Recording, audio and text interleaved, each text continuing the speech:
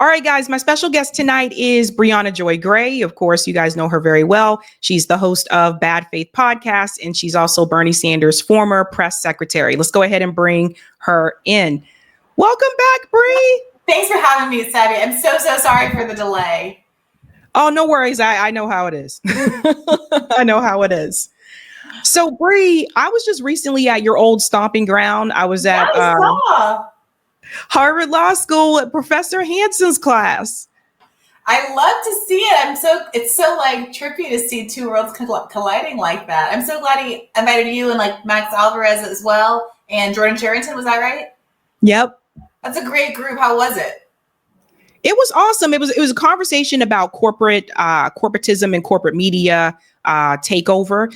So we were discussing that and about our experiences with the media, and a great group of students. I thought it was a great conversation. But there was something that was said, and I have to ask you this because I didn't want to ask there. I didn't want to be embarrassed.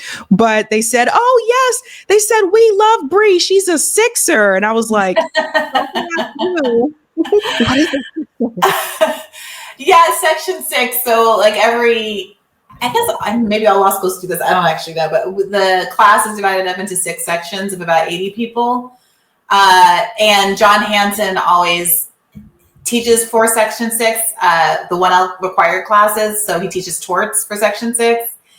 And there's several other people. Like, I don't know, Josie Duffy. She does like criminal justice reporting. She was in Section 6 a year behind me. Vanessa A.B., who used to write for Current Affairs and is around on the internet. She was also a Section 6er a year or 2 behind me. So there's been some notable Section 6ers, I think, precisely because Professor Hanson has been so influential on us. Oh, interesting. Oh, Bri, I think Wavy said check your mic. Oh, you don't think it's on? Or it's not being used in the settings? Okay. Yeah. Thanks, Wavy. Oh, that should be better. Yeah. Okay. Yeah, it was a fun experience. And I learned a lot. And I have to tell you, that brings me to the Bernie Sanders town hall that happened last night. The general consensus that I was hearing from people is that a lot of people are just tired. And they just don't feel excited or passionate. I've heard from a lot of people that they're very angry with Donald Trump, of course, but also with the Democratic Party. People are very upset. And this is just what I'm hearing across the board.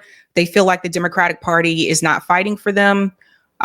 They feel like there are other things that they could have done to try to prevent some of the things that's happening under Donald Trump now with his policies. So just a lot of frustration and anger from people. But all in all, people feel hopeless. And I'm curious about your take about that, because Bernie Sanders had a town hall last night on CNN. And I watched it. And afterwards, I was just like, the mood is so different. How so? Because I saw some of the clips circulating online, but I confess I didn't watch the whole thing. How would you describe the mood now as compared to, I don't know, 2020 or 2016? It seemed like when Bernie was running in 2020 and in 2016, and he had these town halls, you could feel like the energy from him, right? But this time around, it almost felt like he was in constant defense mode against Anderson Cooper, of course. I did see some of that in the clips. Yeah, it was interesting. You know, obviously the lib media was characterizing it as like, you know, Bernie attacks, you know, they were like that he was somehow being like inappropriate. It's funny. My read on it, just again, based on the clips, was that Bernie was clearly trying to shoehorn in a critique of establishment media and establishment politics while he had the opportunity to be on CNN, to which Anderson Cooper kept being like, well, I am talking about these issues. I invited you here to talk about these issues, which obviously is beside the point, right? Anderson Cooper and the rest of them manufacture consent for establishment candidates. They relatively rarely extend the same invitation to Bernie Sanders than they do to the others, and certainly not for like-minded people or spokespersons for Bernie Sanders to come on and talk. So like, this is not me siding with Anderson Cooper, but there did seem to be a defensiveness. I think that's exactly the right word. And I don't know exactly what to attribute that to. A part of me felt like, is he finally like bad enough that he's finally like unable to kind of have the calm, cool grandpa Bernie who's just going to tell you the facts about Medicare for all stance? Is he feeling the pressure from people on our side of the left who are skeptical of the project of the oligarchy tour if it's unwilling to point out that neither party offers an escape from the oligarchy? And is that where the defensiveness is coming from? Does he feel exploited, being trotted out by the Democratic Party as the only person with energy behind him to quote unquote resist Trump when he knows they're not sincerely invested in his agenda? I don't know. But I agree that there was something a little dark, a little dark about it. Like even he's at the end of his rope.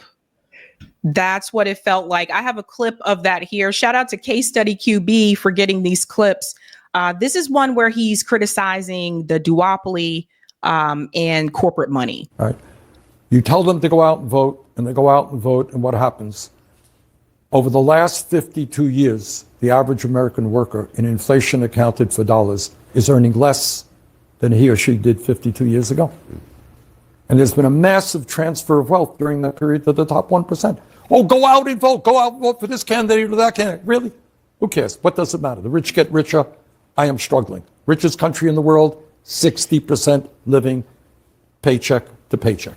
Now, tied to that, and this is an issue that we have to talk about tonight, and I'd love people's feelings about it.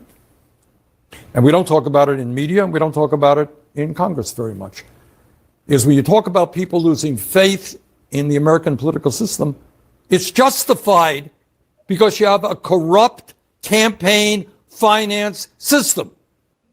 So I'll pause it there and I'll come back to it. Bree, this was some of the things that I've heard from people on the ground. This is exactly what he just said there, which is, what's the point for us to come out and vote for these people and the whole system's corrupt? This was a side of Bernie that I think Jordan Sheridan said it best on Twitter. He said, I wish Bernie did this in 2020. Yeah. I wish he did this in 2016. Yeah. Like it's a different side. It's just like he's fed up or he's had enough or whatever. But this is what people are saying on the ground. Yeah. So then what? I really don't want to be this. I'm really not trying to be unfairly negative, and I am encouraged by the direction that the Bernie seems to be going in. But like, it took him like 40 years and like a Donald Trump second term to get to this level of agita. Like, I'm glad, but like, what does it mean next?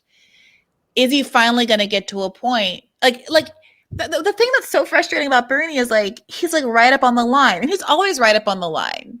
But at least in 2020, which is the campaign that I was privy to, it was clear that he thought that he could do it the traditional way. He thought that he didn't have to burn every bridge. He was unsteady in his commitment to being a genuine antagonist toward the duopoly, which is exactly where all the energy is coming from, right? But there was this like unwillingness at the end to really go for Biden and his obvious senility, or to, he put out that first negative ad of his career, which was the hit on Biden on Social Security, and then basically walked it back. He killed the Zephyr Teach Out article on how Biden is corrupt, and threw David Sirota, who if I recall correctly, had consulted and like supported that article, under the bus with him, and refused all of David Sirota's speech writing notes about how he needed to be more adversarial and to keep on that, like, the corporations are bad talking points. And so, let us all hope that this town hall might lead to him finally doing the thing and saying, yeah, the Democratic Party is culpable, and here's what can be done to put pressure on them. Am I optimistic about that? No. But I will say this. I think I said this on a recent episode that might not have come out yet. I had to pre-record a bunch this week because my producer is going to be out next week. So I've lost track of everything. But I said to somebody that even if you believed in the Democratic Party and wanted it to move to the left, which I think is an impossibility, but never mind that. Even if you want Democrats to win, you think you want to push them left, like that is your goal, the way that you do that is by presenting a genuine threat. And if you're always promising to vote for them, there's no reason for them to change. And I was discussing with somebody these new polls about how most Americans have an unfavorable opinion of Israel. And the person I was talking to was like, well, maybe this means there'll be some policy consequences for that, or, there'll be political cost for that.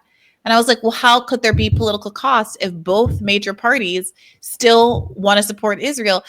Everyone in the country can say, I absolutely hate Israel. 99 out of 100 Americans can stay home and not vote. But if the 1% come out and vote and there's only two major parties on the ballot, then we're going to get a party that is committed to funding Israel. Like, at the end of the day, this idea that we're all in this persuasion game is a distraction in and of itself. We've won, in many respects, the persuasion game on the plurality of issues that are before us. And I think we got to focus up on, okay, it's nice that Bernie's saying the right thing, but like, we got to focus up on what are the levers that actually get change to happen. And that's why I've been so focused on third parties. Obviously, labor is important to the extent that organized labor exists and is also willing to pull the trigger. That's a big question mark. We saw this promising stuff from Sean Fain withholding his endorsement for a while at the top of last year? And then ultimately giving his endorsement over. And so I haven't listened to his interview with David Sirota. I'm interested to listen to that and maybe to have an opportunity to interview him myself. But I don't have, I know I say keep the faith at the end of my episodes too, but I there's an off-road, but all the non-dangerous, scary off-roads are in the rearview mirror. The off-ramps before us are messy. Yeah.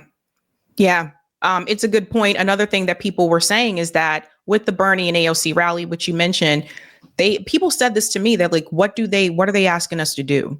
Yeah. You see, it's just, I think people are just like, what are you asking us to do in this moment? Like, what? But let me let him finish this clip here.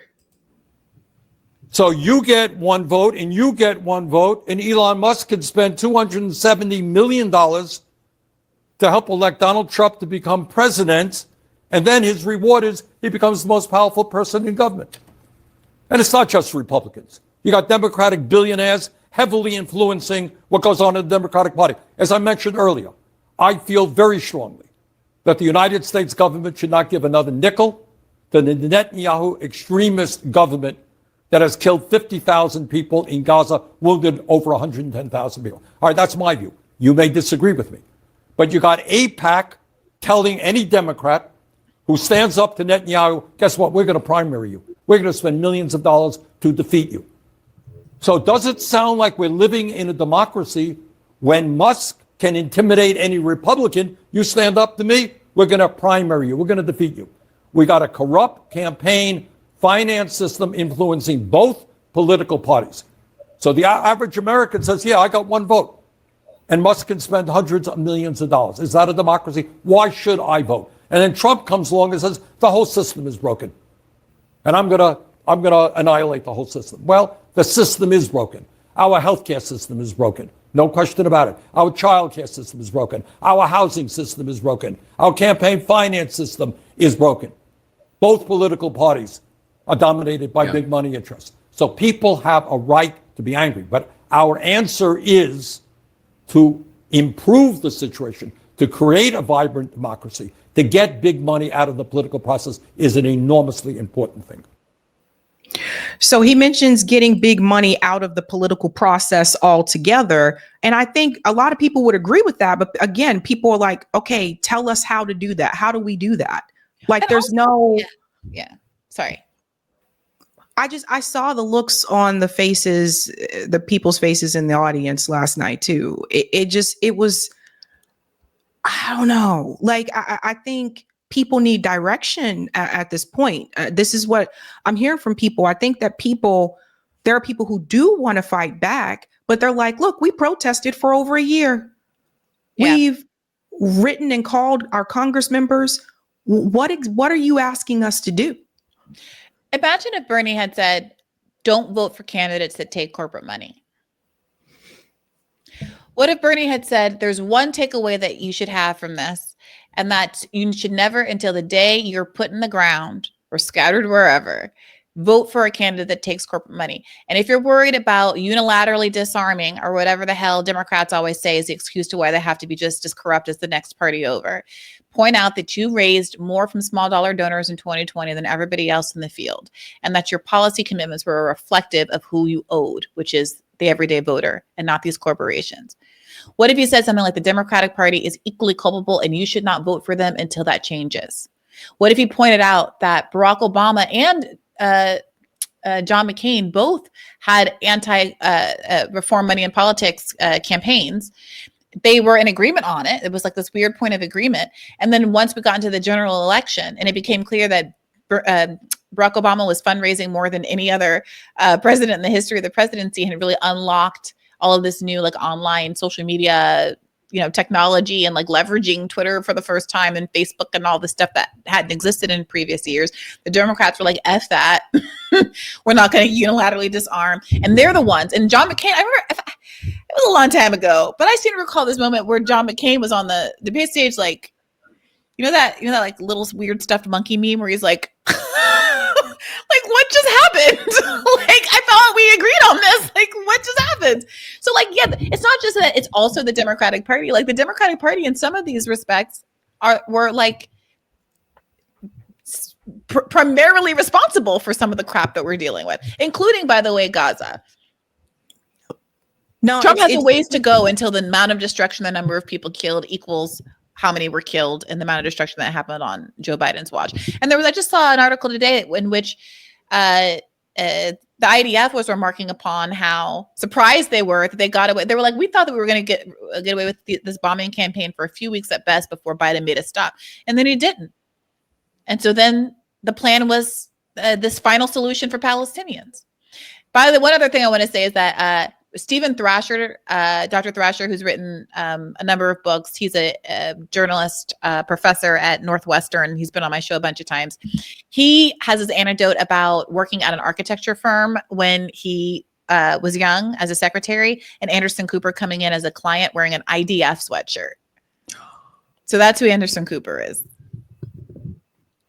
Wow. No, it's true because they announced this earlier today. This came from AIPAC.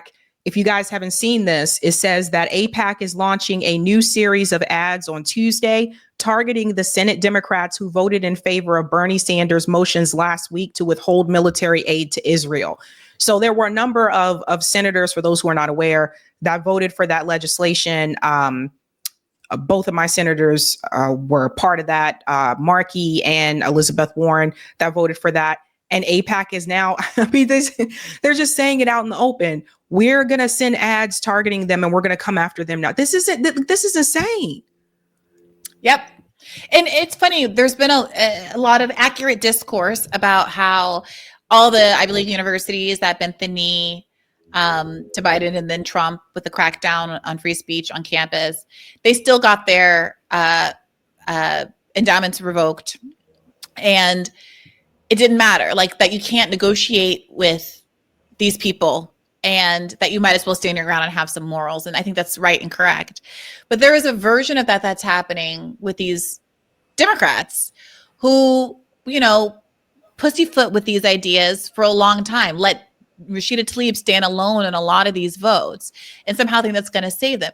No, AIPAC is going to come. Eventually there's going to come a day where unless you go full Richie Torres and prostrate yourself on the ground before them and become a mouthpiece for them. And instead of your district, which happens to be the district with the highest child poverty in the country, Richie Torres, that they're going to come for you anyway. There's no sort of threading the needle on this one. And Bernie Sanders is still trying to thread the needle, doing this Netanyahu's government shtick instead of saying Israel, as though all of the evil, all of the evil of the last 75 years of Zionism is concentrated in one Benjamin Netanyahu and not an entire country that supports all of his policies. Yeah, he doesn't want to say Israel. I've noticed that too. He was never I would say great on this particular issue. There was a video from 2015 where there was an audience member at a town hall in Vermont that did ask him about what was happening to the Palestinians, and he told them to shut up and sit down. I remember that. He was never like what you call great on this particular issue. But I think that something needs to be said. And that's another thing I've heard from people as well. People are like, well, what's the point of supporting? Like, why should we fight for the Democrats if they're just going to capitulate to Israel too? Well, what's the point? And that's what I'm hearing from a lot of younger people. And I know like the numbers, the crowd numbers at AOC and Bernie rally, they've had large crowds. And I just wonder, like, again, does that transfer into votes? Because I remember in 2020, I went to Bernie rallies and there were a lot of people there, but somehow a lot of people ended up voting for Elizabeth Warren, which was really weird in the Democrat primary. Whereas I felt like he was definitely going to get more numbers in Massachusetts if I compared it to the rally. Did they though? Didn't Elizabeth come in like third in Massachusetts or something like that? She came in third, but she shouldn't have even gotten that many. Like, I just didn't understand why she got that many votes. Like, it was very clear. Well, I mean, look, I expect people who live in Massachusetts to have some sort of like affinity for their senator. I mean, frankly, it was embarrassing that she didn't win. Like, you should win your own state, you know, and you only don't win your own state if your name is Kamala Harris or apparently Elizabeth Warren. I mean, that's a pretty strong indictment. I mean, the problem with Bernie, the Elizabeth Warren cause, it felt to me was more the national reputation of stabbing him in the back over the "you don't think a woman can be president" remarks. Running cover for Bloomberg. I had forgotten about this until I was rereading an article I wrote at the time, where I had forgotten that in the same town hall where she was really applauded, or debate where she was applauded for kind of knocking Bloomberg out of the race by calling him a stop and frisk racist or whatever, accurately. She also was asked, would you vote for him if he's the nominee? And she said yes. Yep. So on one hand, it's like Bernie is a sexist, but all the accusations against Bloomberg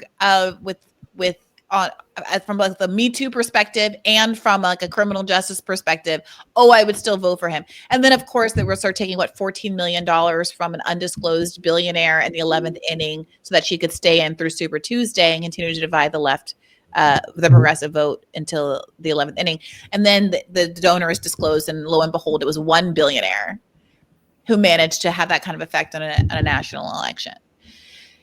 So, yeah, never forget. Yeah, it's interesting. And another thing that the Oracle brought up here, which is a good point, you can't do it without some leadership. How powerful would it have been for Bernie to give a nod to workers' strike back? So that's another thing. You basically have two separate movements happening that are both saying fight against the oligarchy. And to me, I just don't understand this. Like, why is this a separate thing? He doesn't care. He doesn't care about work. He doesn't care. Like, what's so funny is, like, again, even if he was committed to Democrats and just wanted to make them scared and push them, you could just throw out, imagine how pissed they would be. You could just throw out, if the Democratic Party doesn't get it together, people are going to start taking third-party alternatives more seriously. My campaign platform that was so popular that it basically captured 30% of the Democratic electorate is identical to the Green Party's platform. I took a lot of my inspiration from there. So who knows? Maybe people will start paying more attention to the Green Party and invest in building third-party alternatives, like with the Green Party. Like, imagine if he just said that. Just not even an endorsement, just stating the obvious, that if you liked Bernie, then that's the party that exists with that same platform. He won't there's alternatives, or build a new party. I don't care. But you know what I mean? Yeah. I just can't imagine how many of those people that are at those rallies are people who did vote. that's my thing. I'm like, these are probably people who did vote. Yeah, I mean, people who didn't. I mean, I've seen the discourse also around, like, is it the same Bernie crowd or is it like an older crowd? I can't speak to that. I've not been to any of them, but I did go to the Hands Off rally in DC, and it felt, and and I wasn't the only person. I was there with someone from, the boomer generation who also felt like it was boomers and like libs. And I swear to God, at one point, a part of the crowd started just reciting "We the People." It was like that was the vibe. And so I do think those are people who already voted and probably did not vote for Bernie Sanders, and who are in a resistance mindset, and it's very much Trump focused, and I'm glad they're there. This isn't criticizing them, but that needs to be mobilized in a different direction. Like, I think those people sincerely want there to be change, but they have to be told that change isn't going to come from mixing and mingling with the tourists watching the Cherry Blossom Festival, which is happening at the same time, while milling about the Washington Monument. That's a really good point. I mean, and that brings me to Jamal Bowman. You interviewed him recently, and I think people are still talking about that interview, because when I watched that interview, I remember I was thinking to myself, Jamal does not want to accept any accountability. He came across to me as pretty defensive, which I understand. You're going to try to defend your position or how you performed as a Congress member. But it seemed like he wasn't willing to take any accountability for just not being there. It was frustrating for me to hear Jamal say, people have to organize outside. We did organize. To your point, the marches for Medicare for all. Jamal was not there. All of these people were contacted. For those who don't know, the Congress members, at least the squad members, I think Elizabeth Warren was contacted too. They were doing phone trees. I spent my holidays on a Slack doing mass phone tree calls with people. I'm so glad you're here to validate that, Sabby, because like, I'm not trying to pretend like I'm,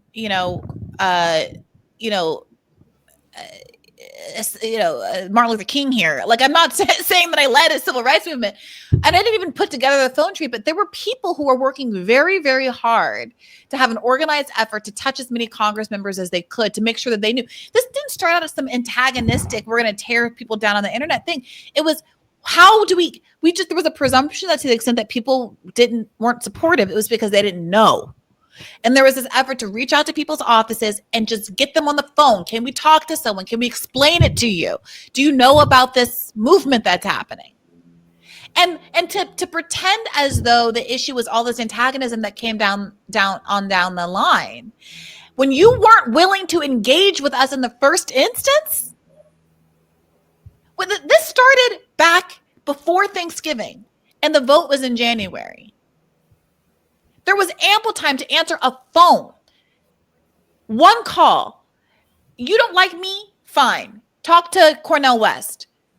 You don't like Jimmy? Fine. Talk to Crystal Ball. You don't like any of those people? Fine. Talk to Chris Hedges.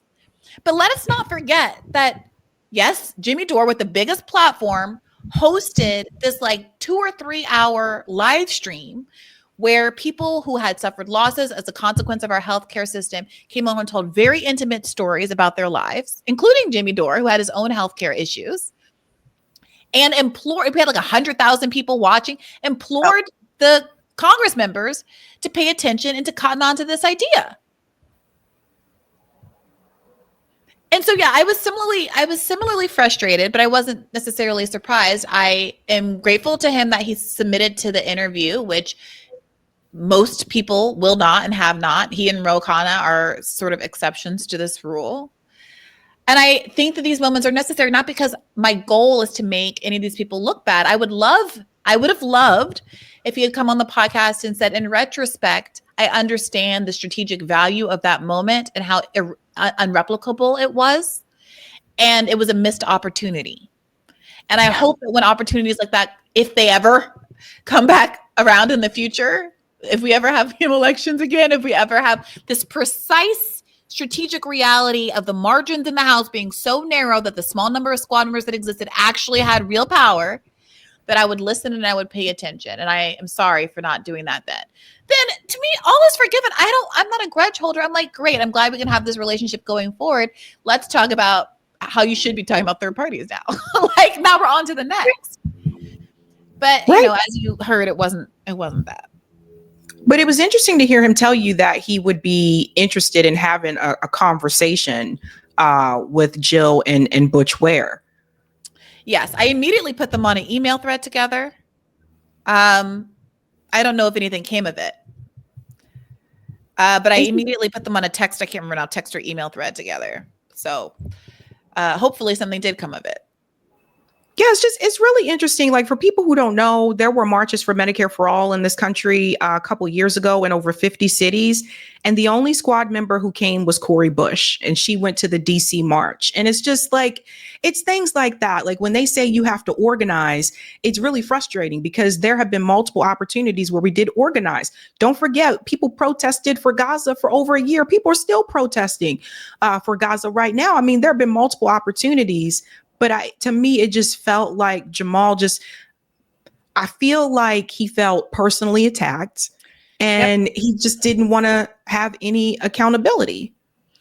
And to me, it's like, look, I have enormous empathy for what he and the other squad members that have been ousted went through. I mean, it's not exactly a compliment sandwich, but it's kind of like a sympathy sandwich where it's like, we want to be on your side. Like, my mother lived in your district. I have some like personal relationships and investment. You've been in my mother's living room when you were campaigning for the first time. Like, I want the left to want to defend you more when you are faced with this AIPAC challenge, but you have to reckon with the reasons why there wasn't as strong a defense of you as there might otherwise have been, and what behaviors of yours had like diluted the less enthusiasm about you. And even all of that being said, we did think it was a bummer when you were ousted.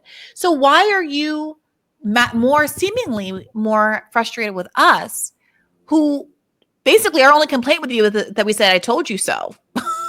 Not that we disagree with you. We stand with you on Palestine and stuff. We just think you should have been more clear-eyed about how this is going to go down, and not more angry at the Democratic Party, it seems, that actually conspired to oust you. Right. Like, why am I've never seen him be that agitated with anybody else in any other interview. And I'm the one? I'm so nice. I'm the one that attracts that level of agitation. I don't understand. I do understand it. I do understand it because when people who you feel like are ideological bedfellows criticize you, it hurts more. That's why. And I can appreciate that. But let me tell you, I've said this before, but there are a lot of people to my left who are mostly to my left just because they're better read than I am and have the terms to describe their politics in a way that is accurate and more radical sounding than what I might use just because I haven't read enough books. Okay. And when I encounter someone like that, I'm like, ooh, tell me more, teach me. Like, I want to access this, whatever it is that you're describing, because it sounds appealing to me and might help me understand my relationship to the world better. It's not, oh, I'm defensive because I have to be the leftist person in the room. I mean, I aspire maximally to be not just like abstractly left, but equitable and have a comprehensive analysis of how the world works. And to the extent that there's theory that could improve my ability to do that, yes, and be more left, if that's what you want to call it, yes, that's what I want.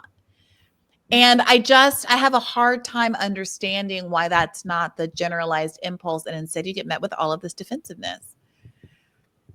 That's right. I mean, I hear you 100%. And I just think that when I look back on things, when we talk about like media in particular, I know you've interviewed Jamal Bowman and Ro Khanna. Ro Khanna, I will say, I've never seen him. I don't think he's one to say no. like, no, I'm not coming on. Like he'll come on and take the hits, like he'll just sit there and just smile at you and defend his position as much as he can, but he'll come on and take the hits. Yeah.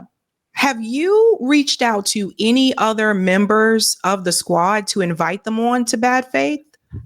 In the early days, I reached out to everybody. I didn't get responses, so I confess that I haven't done so recently. I at one point was having dialogue with a staffer for one of the best, in my humble opinion, squad members. And I hope that negotiation can yield an actual interview. I'm hopeful. But I can't, like, I don't want to impute, like, it's not like I haven't asked Ilhan Omar on. So you can't say that she's been like turning me down. I haven't tried in a really long time, I confess. Partly because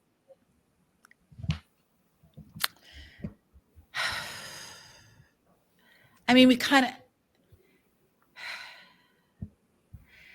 I don't know, like, unless there's a specific issue, we kind of know how these things, we know how it goes. We know how it goes. And some of them, like Ilhan and Rashida, feel so embattled to me sometimes. I don't necessarily want to, I mean, you know how it's going to go. I don't know. I'm going to give that some thought. Do you think that I should? Do you think it will be useful? Because Jamal being out of office, it's like, I think they should face the music. I recently did see AOC make some appearances on independent media, and I think she was on Majority Report. Mm-hmm. She was on David Sirota's show, I think, last year. Oh, I did see that a while ago. Yeah, because they're not going to ask. I mean, all due respect to all parties involved, they're not going to ask her about something she's doing wrong. They're only going to ask her about things Republicans are doing wrong, or maybe centrist Dems are doing wrong. They're not going to ask her, why did you endorse Joe Biden a year before the election, like before the primary?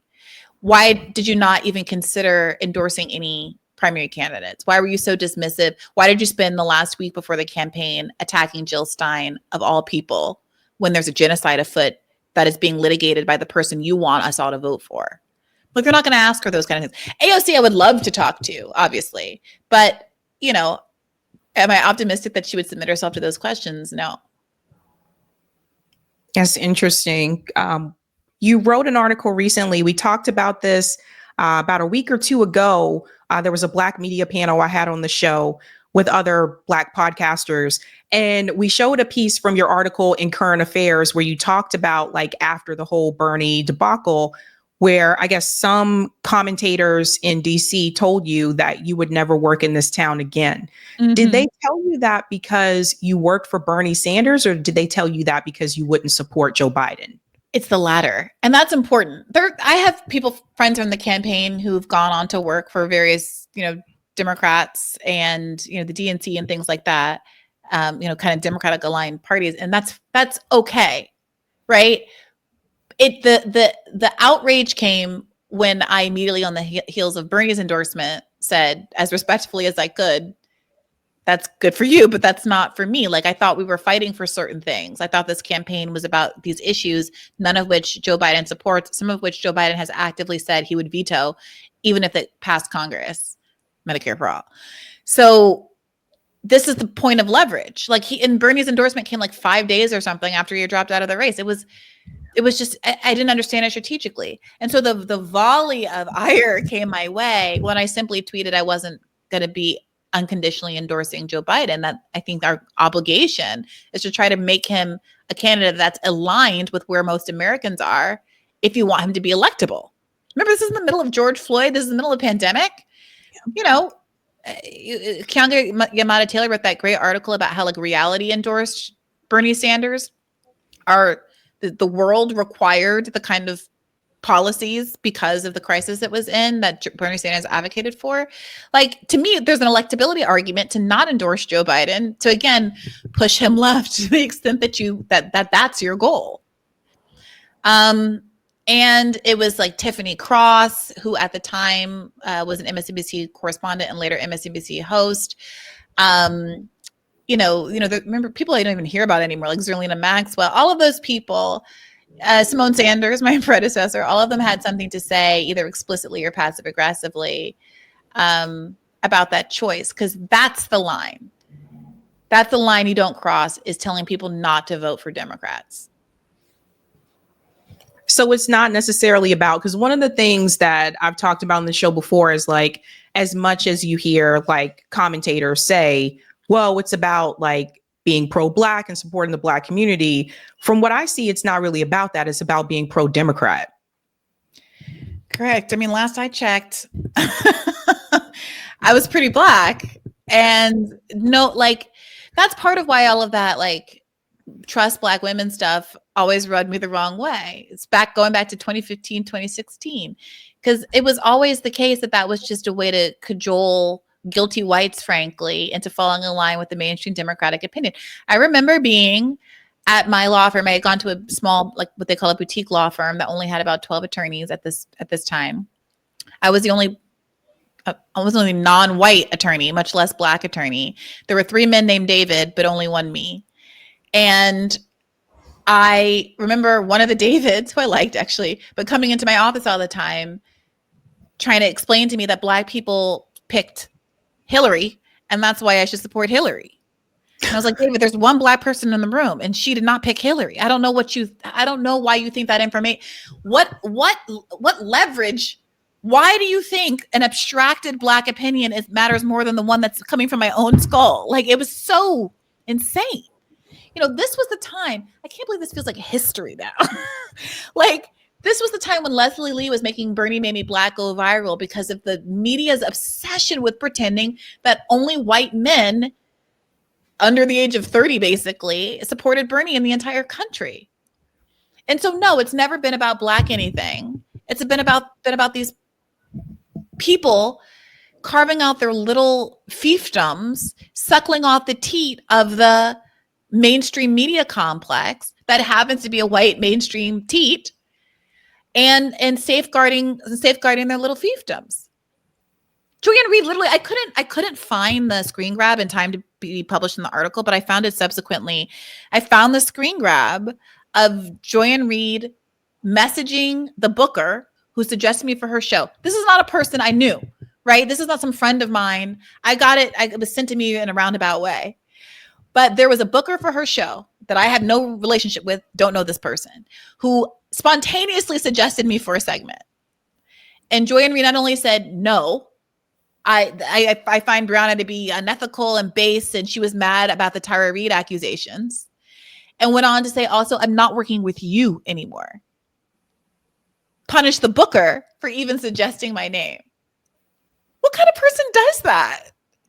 The booker's an innocent third party, right? That's next level gatekeeping. Like that's insane. And I wanted you to talk about that because I want people to understand, like, when you don't see people, when we watch these clips from that case study QB usually gets, we watch these clips on Twitter and people see these panels. People are like, why are they bringing on people? Why are they bringing on people who are not as knowledgeable about politics? Like, they're like, why are they bringing on, no shade to Charlemagne, but why do they keep bringing on Charlemagne? Why do they bring on these people? Why did they bring Brie on this segment? Well, you guys, there you go. It's never going to happen. Certain people have been blackballed. Now, I will, to credit to Ayman Mohyeddin's show, they've been bringing on a lot of people from this kind of left media space recently. Not people who I necessarily have entirely agreement with, and they tend to be people who are sort of vote blue no matter who, more kind of TYT, Majority Report affiliated. But regardless, people who have infinitely more knowledge about what the left wants and cares about than, Van Jones. I'd much rather see, obviously, like Hassan Piker or Emma Vigeland or, Fran or David Sirota on there than the alternative, because they can knowledgeably and accurately speak to at least what the left wants, even if they aren't willing to go quite as far as I am with respect to leaving the party. So credit to that show, and we'll see how long he's able to hang in there doing good work. Where do you think that, or how would you describe like your experience as being like a Black commentator in left like podcast space? Because before I started this show, I remember there was you. I used to watch Jamal. I still watch Jamal because he took a hiatus and then came back. So Jamal Thomas, Tim Black, Nico House.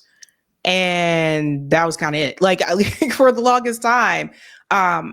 What has it been like for you trying to navigate like that space? Because it does seem like one of the conversations that I had with Garland Nixon and with Jamal Thomas is that there does seem to be sometimes a separation between like the Black left podcasters and the white left podcasters. I would say in particularly the Joe Biden Kamala moment, right? It seems to be, once Bernie Sanders wasn't running for president anymore, it does seem like there's some type of split or shift. And some of that could be because us not wanting to support Democrat politicians anymore. That is interesting. I hadn't thought of it. Yeah, I'm sorry to interrupt. Yeah, it's something I've kind of noticed. Like, it was post Bernie 2020. It's like people kind of split and went in different directions. Some of that could have been after Force the Vote. I know there was a split after Force the Vote as well. But it's something that I notice. It's like, and I've advocated for this over and over again. I was like, we definitely need more Black like commentators like in this space, because when I was at Harvard, one of the things that was said to me is that people are like, I appreciate you and Bree talking about certain things that are not discussed when we do watch like the white podcast shows, certain issues. And I think that there just does seem to be a split compared to Bernie 2020. Yeah, it's funny that I hadn't thought about, I think what you've rightly observed, that it does seem like a disproportionate number of the people who went like kind of anti-duopoly and also like on our side of the Force the Vote happen to be Black. There are some notable exceptions. I'm just really trying to go through this because there was obviously some dissonance with Tim Black over that particular issue. There was some also, what's his face? Oh God, what's his name? Anyway, that other guy. Sorry, I don't mean that in a dismissive way. I just can't think of his name because I meant to eat dinner and then I lost track of time and then I was late to this show. Ben Dixon. Sorry, Ben Dixon. Like was also on the other side of that. And I don't know where they are currently with respect to the Democratic Party, but are they third party people or are they still like Reform Dem people? I think they're the Reform Dem people, right? Tim is not rocking with the Dems anymore. Okay. Glad to hear it. Sorry, I'm just not up to date. So that is an interesting dynamic. Here's what I will say. I'm really grateful to Michael Brooks, who brought me onto his show first before anybody and on the basis of my first articles for Current Affairs, and who always was very like elevated Black talent on the left in a way that I have not really seen other people do. And it was he always had a lot of Black guests. I remember he also helped to elevate Malika Jabali. And it wasn't just that he had them on, I remember being on his show and he would defer to the authority of his Black guests in a way that felt very honest and respectful and egalitarian. And I remember just entering the space that it gave me a lot of confidence. And it was a really useful training ground for me as I started to move into doing this professionally. And I'm really grateful for that. And I do wonder how many fewer Black folks would be in the left space if not for him. The other thing I would say is that this is a bit about race, but also a bit about class, that my feeling is that whiter and more privileged, not necessarily always the same, obviously, but whiter and more privileged members of this space and of the broad, progressive left in general, often weaponize this argument that, people who are willing to leave the Democratic Party, people who are unwilling to vote for Kamala Harris or whatever, you're really hurting the poor people and you're privileged and you shouldn't be asking people who are already living on the margins to take risks. But my experience, perhaps because I am Black and I talk to Black people in my real life and not these abstractions. And also because I really had this privilege of doing the call-in show for all those years where I talked to my listeners and I had at some sense, it's a smaller sample size, obviously, but it's more than most people get talking to, 30 random people twice a week over the course of 2 to 4 hours. That many of the people who are most economically precarious were the ones who definitely wanted to do something more exigent, like definitely were willing to throw the monkey wrench in the machinery because their status quo was unsustainable and they really wanted something more radical to happen. Whereas the liberals, more affluent, more privileged people, just wanted the status quo to maintain. And so I do think there was a relationship, again, partly race, partly class. And I said the race piece because, I mean, remember back in the day when I ended up getting into it with Noam Chomsky, part of my frustration was like, even if we tabled the idea that Trump is a unique evil and everyone should vote for him in 2020, that's when this debate was happening. Even if we can just table that and like I could concede that for the sake of conversation. What do you say to Black people and other folks who have been marginalized under the status quo, who have been told every year since we were allowed voting rights that we had to sort of suck it up so that we didn't backslide, even though we have never been able to have full access to the American dream. And there was never any reparative policy to fix all the ways that we were cut out of the system that ensured so many white people were able to access the middle class. At what point are you willing to say that we get our needs met? Because every year it is in fact true that there are new bad things that happen. When Democrats say things like, okay, but now you have to vote for trans rights because they're under the chopping block, or immigrants because they're on the chopping block. It's not wrong. Like, there are always new people on the chopping block. But what you're basically conceding is that it's a zero-sum game, and everyone who was on the chopping block last year just has to suck it up because there's new bad people that the Republicans are going to hurt. There's new people that the bad Republicans are going to hurt because you've allowed them to, because you've ratcheted to the right. And at no point have you said, okay, we're actually not moving forward until this party represents the interests of everybody on the chopping block from time immemorial, and not pitting you guys against each other and telling the old ones that they're just grandfathered in and have to deal with it. Because, oh my God, things get so much worse. At a certain point, things are really, really bad. And people are willing to roll the dice, rightly or wrongly. They're willing to roll the dice. And I think my life and experience and my family's experience as Black Americans in this country informs my unwillingness to be satisfied by a Democratic Party neoliberal status quo.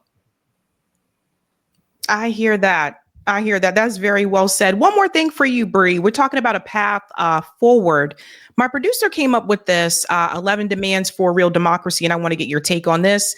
11 demands: fix big money in politics and government, healthcare for all, a minimum standard of living wage for everyone, end the wars, respond to the climate emergency, racial and criminal justice reform, which for those wondering does include reparations for ADOS, reject censorship, immigration reform, an election system we can trust, revamp taxation and funding, and 11 is democratize the enterprise.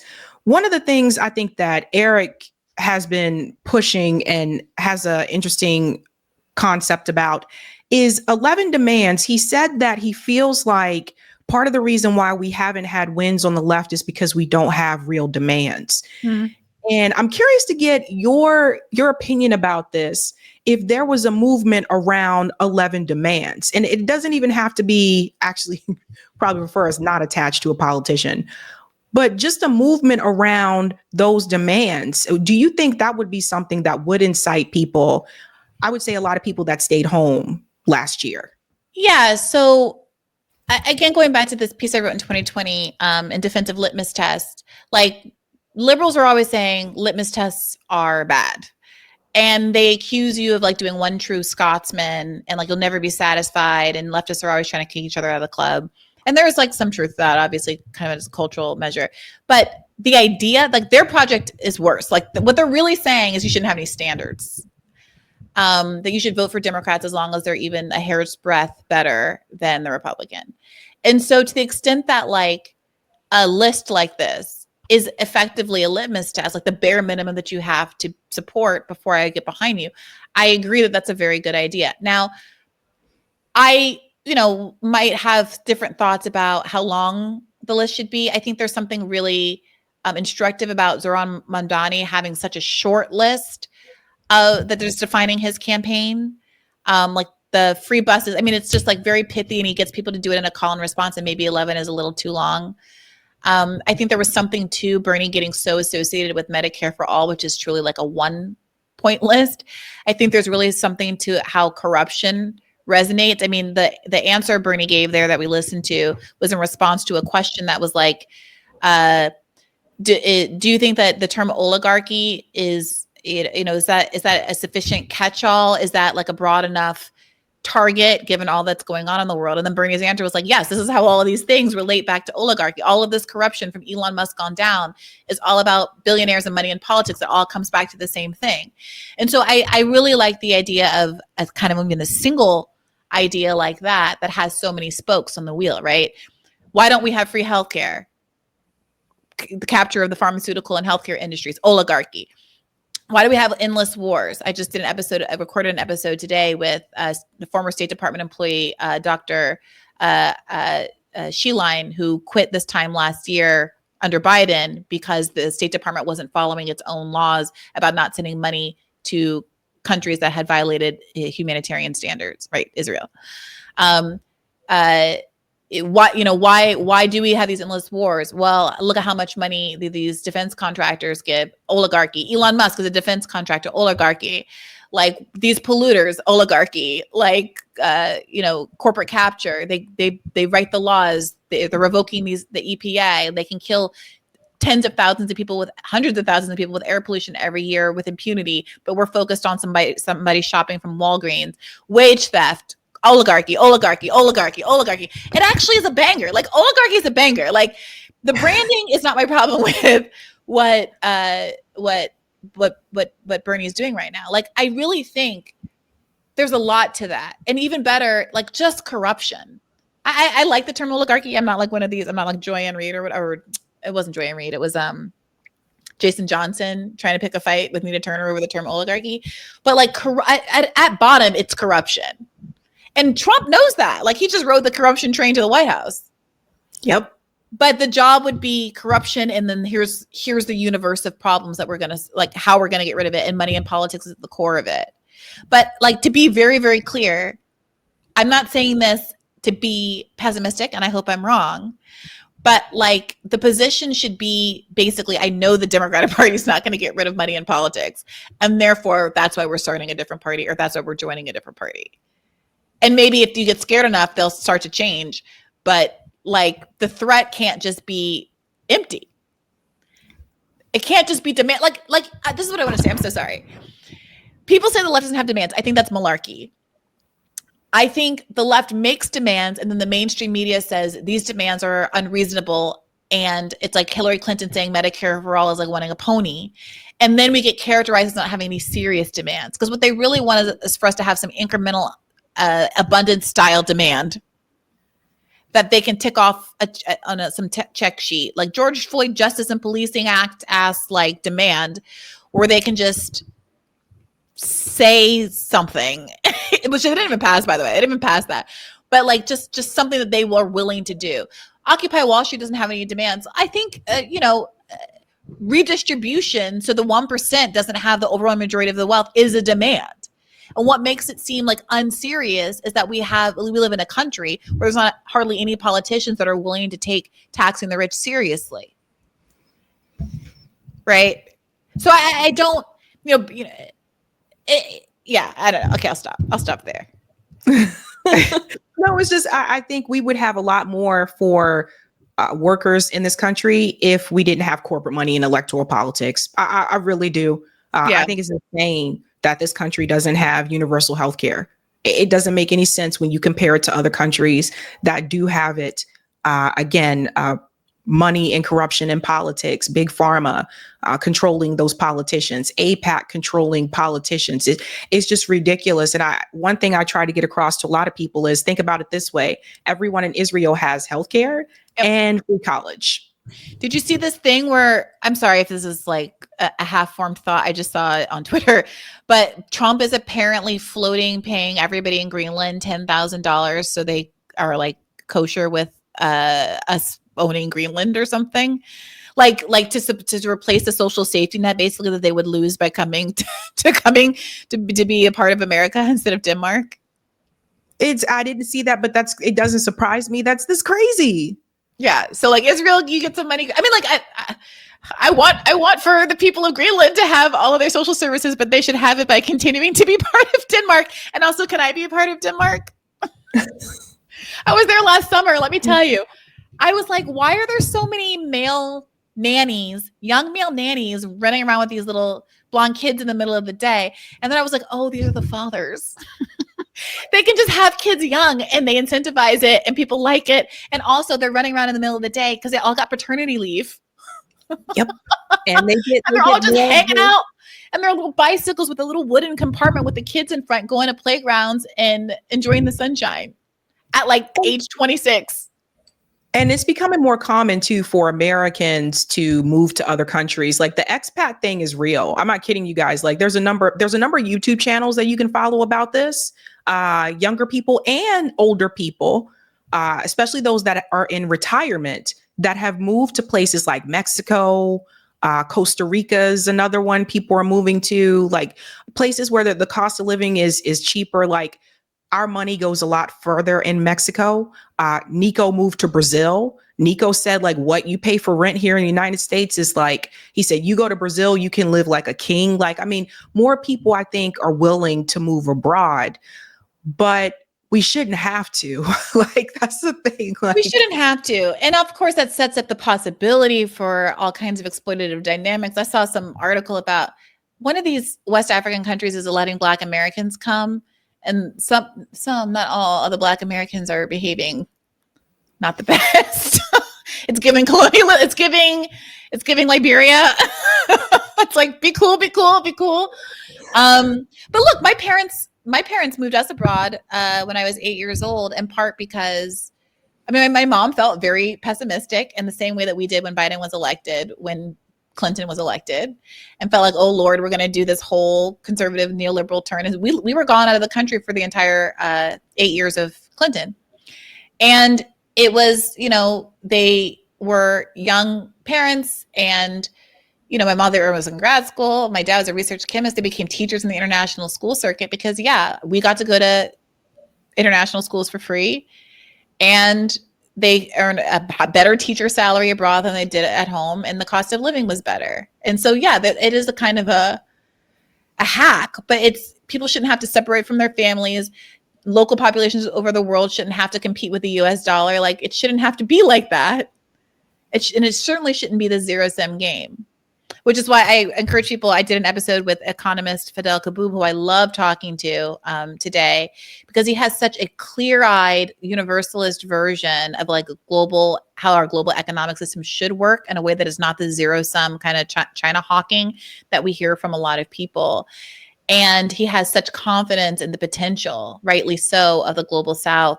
And I think sometimes it's hard to fight for something when you can't really imagine it. No one's really laid out the vision for you. And he does that really, really beautifully. And that's what we should be aspiring to. Yeah. And I tell everyone, if you ever get the opportunity to live abroad, take the opportunity. You can always come back home, but definitely take the opportunity and see how like other people live. I mean, it's just, I don't know. I think sometimes it's good to experience something else. And you'll see it. That's why I never understood why we didn't have universal healthcare here, because like we lived in Germany, everybody had healthcare.